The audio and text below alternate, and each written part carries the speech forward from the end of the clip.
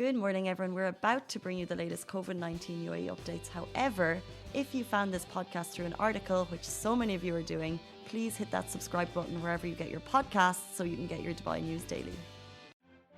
Good morning, Dubai. How are you doing? Welcome back to Lovin Daily. I hope you had an absolutely brilliant long weekend. And how are you feeling this morning as we go into a new week? But I feel like it's easy street-ish for anyone that has winter holidays coming up. Schools are off for 2 weeks a little bit. I have a 2-week break in a little bit, so I can celebrate. Ali's just like, no. How did you all get on over the long weekend? Today we're going to be taking you through the top stories as always. Also later on in the show, we have Miss Universe 2015, Miss Pia Wurtzbach. I had an interview with her over the weekend. We're talking to her about the Steve Harvey moment. So if you remember, she was the Miss Universe who was mistitled. So someone else was actually announced as a winner before Pia. And yeah, I remember that mix-up that they had. There was a mix-up by Steve Harvey on the, it was like the finals, 3 pageant queens waiting to be announced. He announces Colombia, and then for 30 seconds, she's doing her wave. He walks off stage, and then you see him like doing a very awkward, meek shuffle back onto stage. And then the announcement just comes out. He's like, sorry. And it's so clearly not planned because he doesn't even know what to say. And then her eyes are deer in headlights when they're like, there's been a mistake. It's Miss Philippines. And she's only one of 4 Miss Philippines to ever win the Miss Universe title. She is a very loved queen around the world, and especially here in the UAE. Whenever she comes to Dubai, our audience goes wild for whatever she's doing. So we spoke to her this weekend, which is pretty cool. And we're also going to be talking about COVID test prices have dropped in Abu Dhabi, and we're hoping to see the same in Dubai quickly. But first, I want to run you through our top story, which was a tweet from His Highness Ruler of Dubai last night, and he said, Dubai and the UAE will be the fastest country in the world to recover from COVID-19. So this is a quote from His Highness Sheikh Mohammed bin Rashid Al Maktoum, Vice President and Prime Minister of the UAE and ruler of Dubai. He tweeted, the UAE will be the fastest country in the world to recover. He was speaking ahead of GITEX technology, which begins today, which is pretty cool, which is, as we know, a massive event, which people are really excited about. It's the 40th GITEX Technology Week to take place ever. It's happening in Dubai World Trade Center from today until the 10th. And it's kind of what it is. It kind of showcases a really diverse mix of technology industry. There'll be 1,200 exhibitors, including 300 startups from over 60 countries. So the fact that it's going ahead with a lot of health and safety precautions in place is amazing. And His Highness was kind of tweeting. It was this tweet, I think there's 2 of them, brimming with positivity. Which I think is really nice for everyone to see. He kind of said, we'll conclude 2020 with a global event and we'll start 2021 with a series of projects and major initiatives. 2021 will be our 50th year and golden jubilee, and it will be different from all years. Exciting. But isn't this what the 49th year, which you've just celebrated, was all about planning ahead? That's what the theme of this year was. It was looking ahead for the next 50 years. So next year will be the golden jubilee. We're really excited about that. And His Highness also said GITEX will be the most important technology event in 2020. The UAE will be the fastest country in the world to recover. He's talking about COVID-19. And our institutions have proven their ability to adapt. What did you just say? Was that me? Oh, I just thought I heard a really tiny yay. But it's quite big news, and also the fact that GITEX is going ahead. If you want to get down there, by the way, it's like I said, it's a Dubai World Trade Center. You can, but you must get your registration in advance. So unlike other years when people can go and get their registrations on the day and get your tickets, you can't do that this year, which I suppose is commendable because we don't want too many people down there queuing, because it obviously is a very, very exciting event to be at. But what you can do is register online in advance. But do you know much about GITEX? Have you ever been down there? No, not really. It's kind of I recognize it as, I've never been down, but I recognize it as every year it's all about future tech. So we get some really cool videos of like police robots and basically like, let's say what Dubai police are doing and what Etisalat are doing and what Do are doing and what RTA are doing. So if, let's say, for example, the RTA are working on so much cool stuff, but like the Hyperloop and the flying taxis, all of that new technology gets kind of released in drip drops information to us from GITEX. Whoa. So you may not even know you're reading about GITEX, but you'll know that we'll be hearing a lot of kind of future plans over the next 4 days, 5 days, and it all comes from GITEX, which is really, really cool. But we'll move on to our next story. We're also talking about COVID as usual. Quick rundown of the numbers.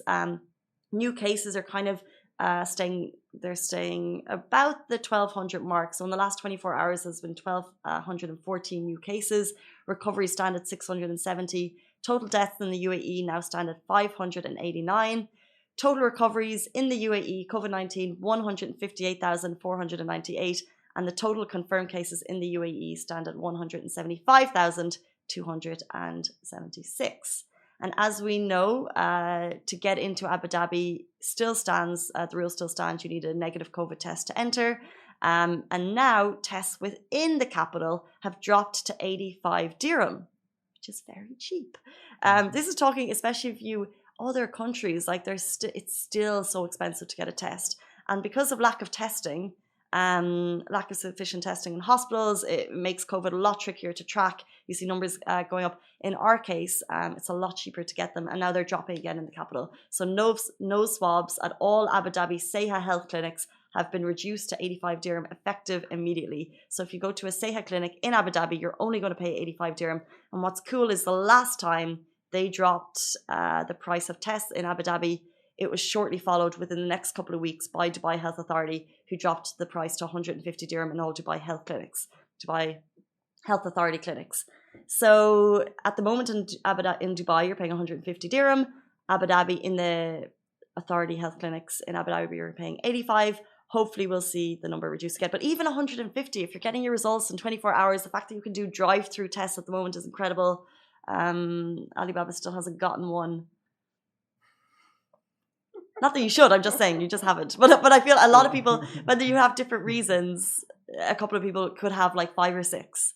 And testing, we know there's been over 10 million tests done in the UAE, which is higher than the population. We're one of the highest countries in the world for testing. We have Dubai ruler telling us that we're going to be the fastest country to recover. And it's all these little things that I think that it's not just saying we're going to be the fastest to recover. There's a lot of innovative things going on in all walks of COVID. We have the Sinopharm vaccine was approved 2 months ago for emergency use for healthline workers. We've seen just in the UK, they've just approved, it's a different vaccine for emergency, but we've kind of been ahead with that. Effective testing that's cheap and getting cheaper. That shows that they're trying to roll it out easily for everyone to gain access to. I think it's just amazing. So starting the week on a positive note, we'll move on to our next story. His Highness Sheikh Hamdan has taken a video from the top, of the Burj Khalifa. I was going to say the World Khalifa. Anyway, kind of is at the top of the world. Yeah, it is. It's the top. I can't imagine he climbed there. I'm sure he took a lift. But so if you're going to the Burj Khalifa, it's 828 meters high. It's the tallest building in the world. And if you and me are going, we'll either go to at the top deck. Have you ever been up there? No, I've never been to Burj Khalifa. You've seen it. You've seen it. I've seen it, but I haven't been inside it. We've all seen it. I've never been to at the top, but usually when I have visitors, I go to Atmosphere, which is the bar 1 floor below. Mm-hmm. But even then, there's still, I don't know exactly how much, you're still not at the very top. So His Highness last night, or I'm not sure if it was last night, but he scaled to the very top. So at the very top, you can see he's arched his video down and he looks up at the moon. The last person I saw do this, was it Tom Cruise? He got quite high up when there was a Mission Impossible video. I think so. He always does the stunts. So he was doing a stunt for Mission Impossible years ago, and he did it here.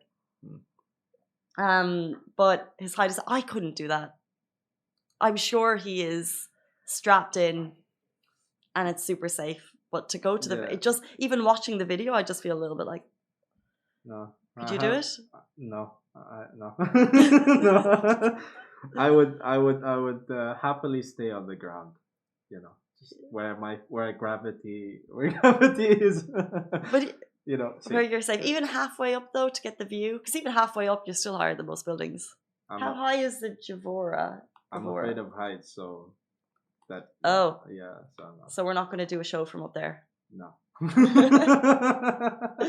So the tallest hotel in the world is the Gavora, which is if you see the downtown skyline at night, it's got that really interesting gold tip with you won't miss it. And that's 356 meters 358 meters to the very tip. And then you have the Burj Khalifa, which is 828 meters. So it's so much higher. So even if you go halfway up the Burj Khalifa, you'll still be above the majority of the city. So well done to His Highness. But it takes, what did you say before the show? It takes heart with courage. Takes courage. Not for everyone. But what a cool video. If you want to check it out, it's on our Instagram feed right now. Before we go on to our interview, I want to let you know very quickly the Lovin Dubai Advent Calendar has begun. It's 24 days of big prizes and we are so excited about it this year. So we have been doing this every year for a couple of years. If you have an Advent Calendar at home, I have one. I have two, which is really exciting. So every morning, I actually forgot it this morning, but you have 24 days of little chocolates or whatever it might be to open it up. Lovin Dubai know that every year we do prizes. Every day, we run prizes on our Instagram. They get a lot of we get a lot of engagement. We get a lot of people entering them. So now for Advent Calendar, we have one every single day for 24 days in the lead up to Christmas. And what we've done is we've partnered with our favorite locations, our favorite venues across the city to give away something that they're doing for Christmas, whatever it might be, or whatever they're giving away. So if you go on, I think the easiest way for you to keep track of it is basically if you download our app, which is free, by the way, download our app, and then you can just click onto all the Advent Calendar prizes, or if you just go onto our website, and I'm going to open up. So I'll just show you what it looks like to make it. It's just an article, and there's a form within the article every single day. So yesterday we had win tickets for the entire family to Museum of Illusions. And then you just have to enter the form, which is on the website. And we have heaps of prizes. The first one that went live was festive brunch. There's going to be a lot of brunches. There's going to be like a lot of Christmassy related things that people are giving away. And it's just, I think I'd love to win a big prize right now. Yesterday was, and the last 2 days, so every 3 days we announce the winner. So on day 4, it was win a London social festive brunch for 2 worth 990 dirham at the Ritz-Carlton, no less. The day before, it was win brunch for 2 at the Vivacious Brunch at Vivaldi Restaurant and Lounge, which looks and sounds very fancy. And then also for pet parents, this is really cool. You could win a Lily's Kitchen 500 dirham Christmas hamper, and that's at the pet shop. So they have loads of Christmas presents for your cats and dogs. Ooh. They have advent calendars for your pets. Wow. I didn't get one for Goose, which is going to be so gross. But if I was down there, I'd be getting it for her because I think that's so cute. And then, like I mentioned, we had one at Trader Vic. So every single day, I'll leave it there. The best way to do it is if you have the app on your phone, the Lovin Dubai app. It's Lovin. It's free, and you just click it, and then you'll have easy access to all of them. And also we announce the competition on Facebook, Twitter, Instagram, YouTube as well every day at 10 a.m. But if you don't want to keep track at 10 a.m., if you don't want to set an alarm, I would just download the app and you'll get it there. That is it about Lovin Advent prizes. What more do you want? But now we're going to go straight into our interview with Miss Universe 2015, Pia Wurtzbach. She's in Dubai. She's doing photo shoots. She's looking amazing. And we talked to her about her Steve Harvey moment. We also talked to her about, she has 11 million followers. So I asked her, is she opening her DMs? I asked her how she's dealing with the media when media kind of try and, let's say, break into your private life a little bit. I asked her how she deals with that, which is very interesting because that's what the media are trying to do. But that is it, guys, for us on the Lovin Daily. Have a brilliant day, and I hope you enjoy the interview. Bye-bye. Lovin Extra is here. This is the new membership, and while absolutely nothing changes for our readers, extra members get access to premium content, exclusive competitions, and first look for tickets and access to the coolest events across the city, and Lovin merch. If you subscribe right now, a very cool Lovin Red Eco Water bottle will be delivered to your door. Guys, we are back on the Lovin Daily, and we are joined by the one, the only Pia Wurtzbach. Welcome to Dubai and welcome to the Lovin Daily. Thank you so much. Thank you. It's good to be back in Dubai. Well, you have such a huge fan base here, such a huge following, and you've just arrived in Dubai. Quick question, what's it actually like traveling right now? Well, I've traveled a few times this year already. I traveled to London and then Greece earlier this year. Oh, actually, just a few months ago. So I kind of have some experience already in traveling during this time. It's actually not as bad as people think it is. I mean, as long as you're keeping yourself safe and then you have all the necessary requirements in order to be able to travel, then you'll have no problem getting on a flight. So, Sure. So it was pretty easy for me to come to Dubai because I've already been to London and Greece, and We just have to follow health protocols and all the requirements. So yeah, it was easy for me. I didn't have any hesitations of coming here. And I know that Dubai is taking the COVID situation very seriously. And especially 100% Dubai is at the forefront of that. But as a famous face, I'm just wondering, will fans still want to come up to you during COVID? Is it difficult if people want to take a photo or if they want a selfie? How do you navigate that now, traveling or just out on the streets? So now I'm always wearing a mask.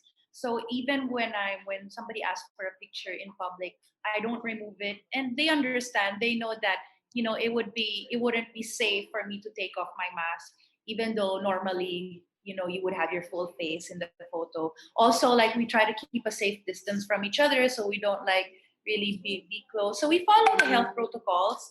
I've had some pictures taken already with some fans this morning, and they know the health protocols. They know the rules, so we just have to follow them. So it hasn't been a problem. Yeah, so it's been okay.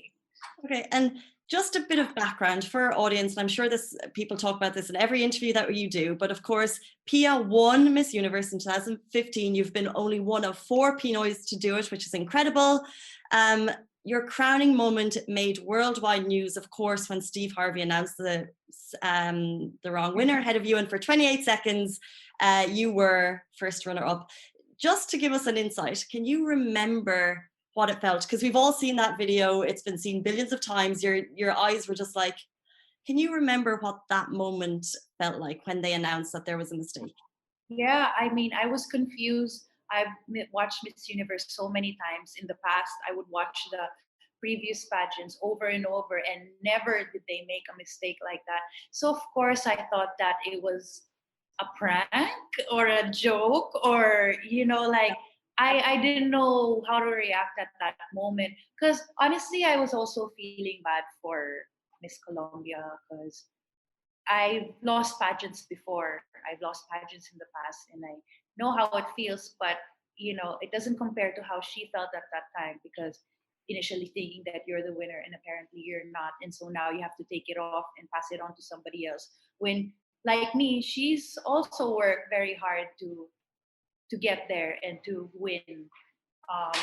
And she was also going for a back-to-back win, because the winner the previous year was also from Colombia. So a lot of pressure coming from her. I couldn't go into full celebratory mode, knowing that she was heartbroken. Like, how can you? How can you?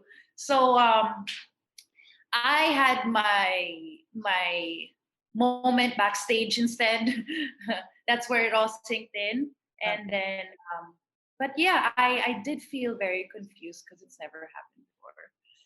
Of course. Well, you handle it very gracefully, very beautifully. So congratulations. Obviously, you have a massive following here in Dubai. So we asked our audience if they had any questions for you. And the first comment that came through was, I'll only say a word, she's a true queen. Because since Miss Universe, you've become a Worldwide Fund for Nature ambassador. You're working with AIDS awareness, cyberbullying, disaster relief in Philippines. You've done so much. And my question is, what motivates you to continue working as a role model, and ultimately being a role model to so many young women? Where is your motivation? Because you're doing a lot. It just gives me a lot of fulfillment, because a lot of my work involves being in shoots, being in front of the camera, being glammed up, looking pretty. But I mean, while all of that is nice, and I'm very grateful for the opportunity, but after a while, you kind of look for something a bit more, right? Like something that actually gives back, that gives you a sense of purpose. It's always such a nice feeling, and that's why I encourage everybody to try to volunteer, to do just even a little bit, and see how it makes you feel, because it just makes you feel so good after, knowing that you've in your small way, knowing that you've helped or raised awareness for something, or at least stood up for something that you believe in. I also think that it would be such a waste if I just let go of these opportunities just because I already finished my reign as Miss Universe. It opened so many doors for me, and I was invited by these big organizations, UNAIDS and WWF, and they don't just approach anybody. So, I mean, how can you say no? I felt like it was an honor for me to be asked, and so I took the opportunity anyway, because I'm really not the type to just drop everything just because I already got the crown or I already finished my reign doesn't mean that I've forgotten about the kind of opportunities it's given me. I don't want to waste it, so I do continue it, but also it feels really good to just help.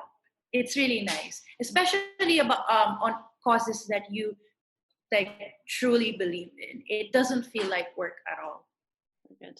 Thank you. And your personal story from pre-Miss Universe days is truly incredible. People may or may not know that, you came from a family with a single working mother.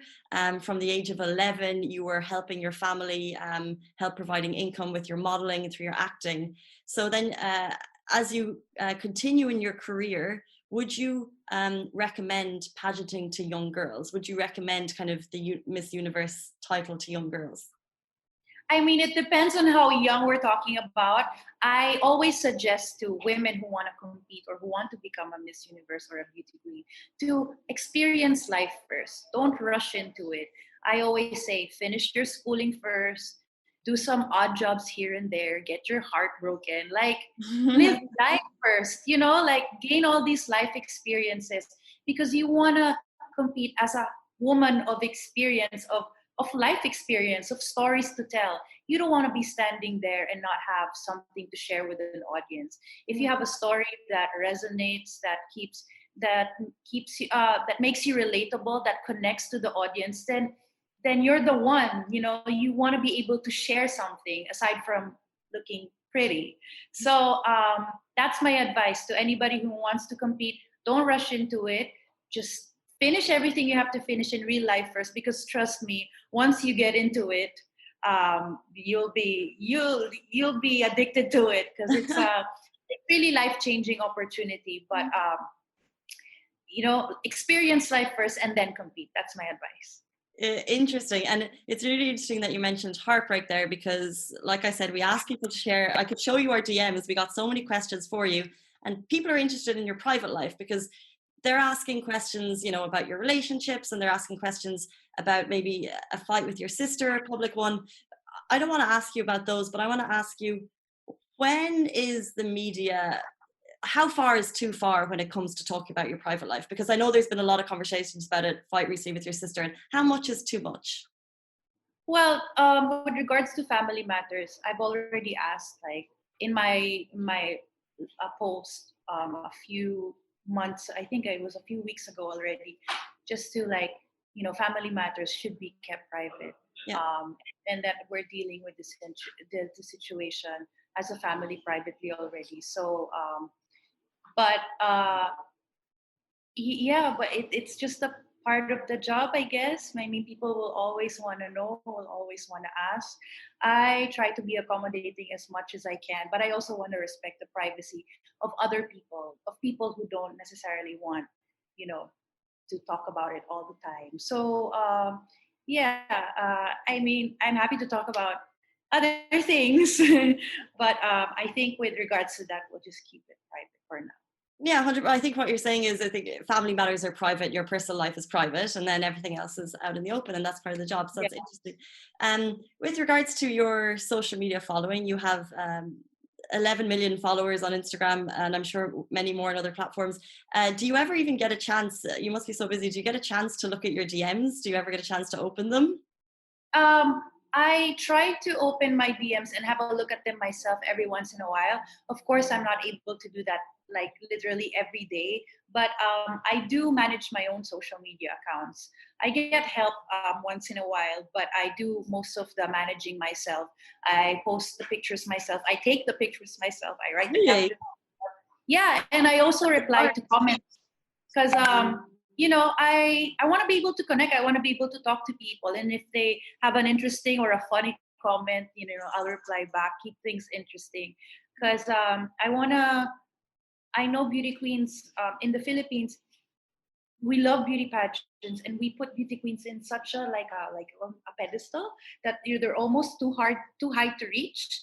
But I don't want to be like that. Like, I want to be very like relatable and approachable. That's the word, approachable to people. So I do try to reply whenever I can.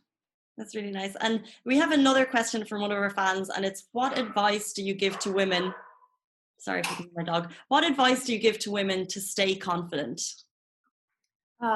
Okay.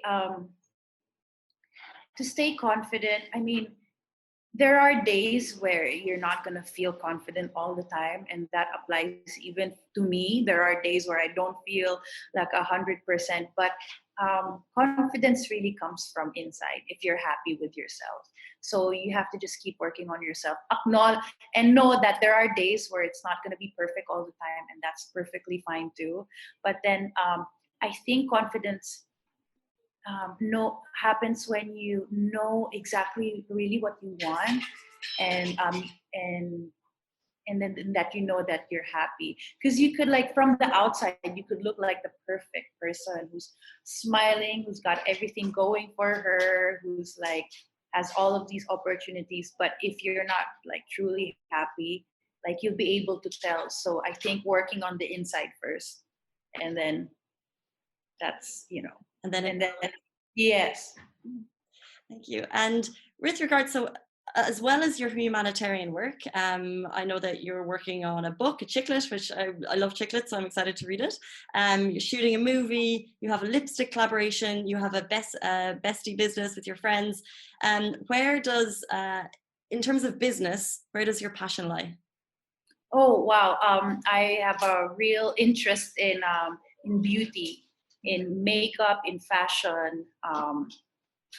I love that. I love that space. I mean, it just comes naturally to me. I have a real interest in beauty, but also that's why I've collaborated with a makeup brand, makeup line in the Philippines called Tevian. That also, by the way, sells here in Dubai. They have a Arabic website. So and then just after Miss Universe, I've been more interested in what other things I could do, because I didn't want to limit myself to just being a beauty queen. I wanted to, learn something new again, be an underdog again, like learn something, like getting into entrepreneurship. So that's why I've been trying my hand at it by slowly gaining experience, like what we did with the milk tea business. We're planning to have more branches franchised, and then with makeup collaboration that I'm doing, and the book. So I mean, I know these are like, a book is different from makeup, from milk tea, from this and that, like they're all very different. But that's the thing, I just want to try everything and see how it works for me. I mean, I don't know if everything will work. I don't know if everything will be a perfect fit, but at least I'm learning from all of them. Amazing. Well, you're very, very busy. And before we leave you, I think everyone's looking forward to 2021, new year. Do you have a game plan, or what can we look forward to from you in 2021? I'm so excited to all of the projects that got, put on hold, that got postponed, for them to push through and continue on for next year. I'm excited to travel more next year. I'm excited to just get back at it. I feel like 2020 was like a break for all of us, but then it's time to work again and to continue the work we've done again for the next year. I'm excited. It's only a month now until 2021, but I'm really optimistic that next year will be very different, hopefully. I believe we all are. Well, that's it, to end it on an optimistic note. Guys, that is it for us on the Lovin Daily. Pia, thank you so much for your time. We really appreciate it. And guys, we'll see you tomorrow. Thank you so much. Not at all. Bye-bye. Guys, that is a wrap for the Lovin Daily. We are back same time, same place every weekday morning. And of course, don't miss the Lovin Show every Tuesday, where I chat with Dubai personalities. Don't forget to hit that subscribe button, and have a great day.